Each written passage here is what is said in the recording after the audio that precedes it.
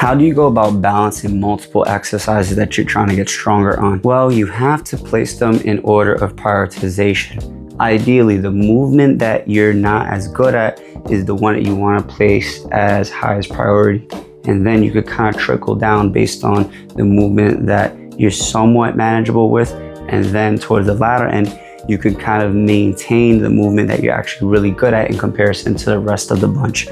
A good example of this within myself is when it comes to my big three of my powerlifting exercises, that being the squat, bench, and deadlift. For me, my squat relative to my two other exercises is the one movement that could use a little bit of work, mainly because of the technical aspect of it in terms of proper execution, as well as just making sure that my consistency is there. Second to that would actually be my deadlift, because my deadlift exceeds my squat, as well as the fact that my deadlift does very well when I only train it once a week.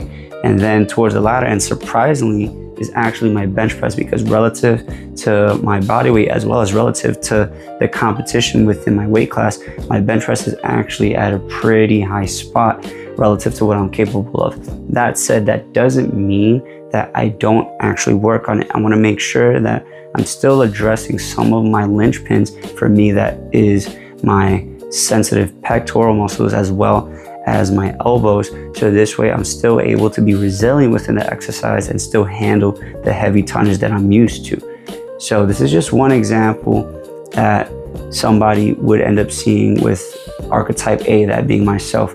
This could be completely different to you. Find the movement that you're not so good at, prioritize that, and then make sure you put the other movements to follow underneath it, but still give them enough attention so they're moving the needle in the right direction while you're still prioritizing the movement that you're not so good at. Comment down below, what exercise is it that you're currently struggling with, and what plan do you have in place to get better at it?